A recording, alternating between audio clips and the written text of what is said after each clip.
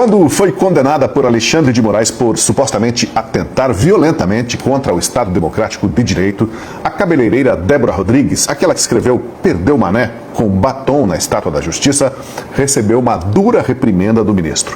No voto que fundamentou a condenação, Moraes afirmou que Débora teria demonstrado desprezo com o Poder Judiciário e a ordem pública ao apagar e ocultar provas de sua intensa participação nos atos golpistas do dia 8 de janeiro de 2023. O detalhe, no entanto, é que o relatório da Polícia Federal não afirmava que ela teria apagado mensagens do celular, apenas que não tinham sido encontrados diálogos num período de quase 2 meses. Mesmo assim, a ausência de mensagens foi tratada como indício de que Débora teria sim tentado apagar rastros e obstruir a justiça. Mas o tempo é o senhor da razão. 3 anos se passaram e o que assistimos agora? Revelações de que o próprio Alexandre de Moraes trocou mensagens com o banqueiro Daniel Vorcaro, dono do Banco Master, justamente no dia em que Vorcaro foi preso pela primeira vez, em novembro do ano passado.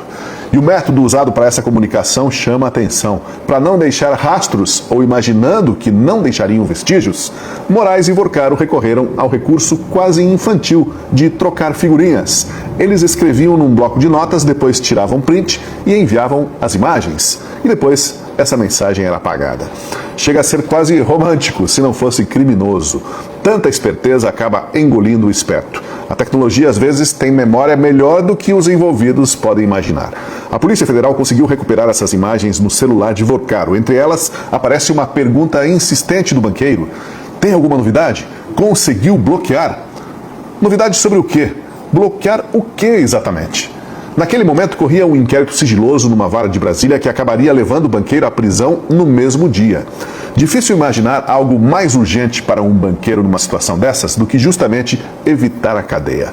Como se sabe, ele já estava devidamente avisado que o desastre estava a caminho, graças a informantes infiltrados na polícia e nos órgãos de regulação. Ao mesmo tempo, nas conversas recuperadas, Vorcaro também atualizava Moraes sobre negociações para vender o Banco Master, algo que poderia salvar a situação.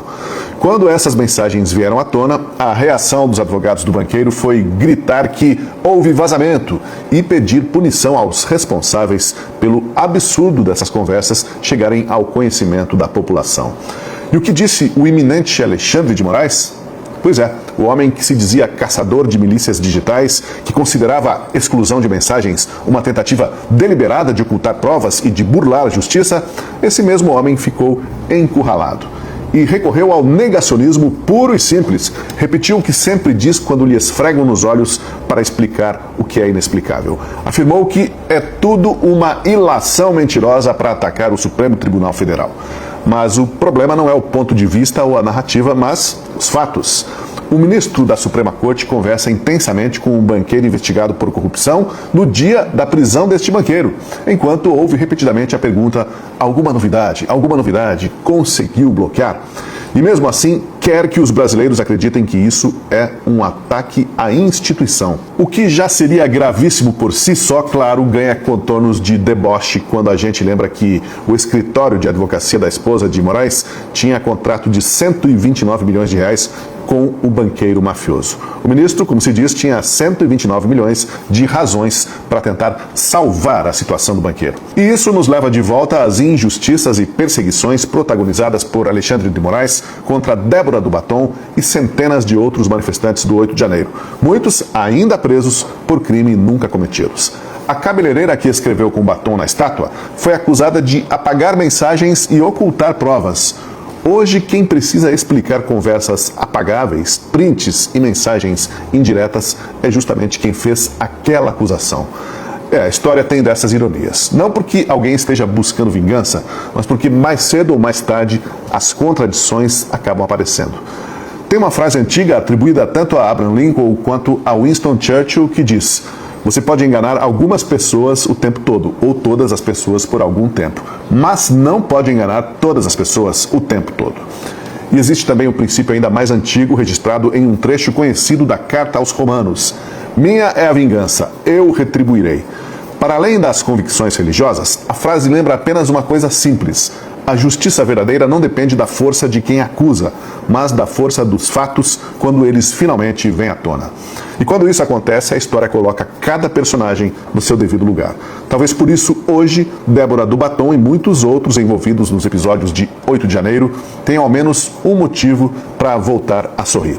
Não porque alguém tenha sido derrotado, porque ainda tem muita batalha pela frente, mas porque a verdade, mesmo quando demora, costuma aparecer.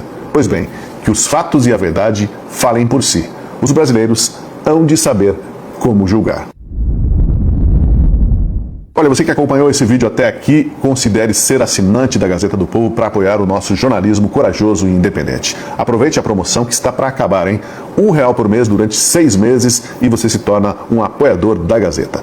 Aproveite e dê esse apoio num ano tão decisivo para a vida nacional.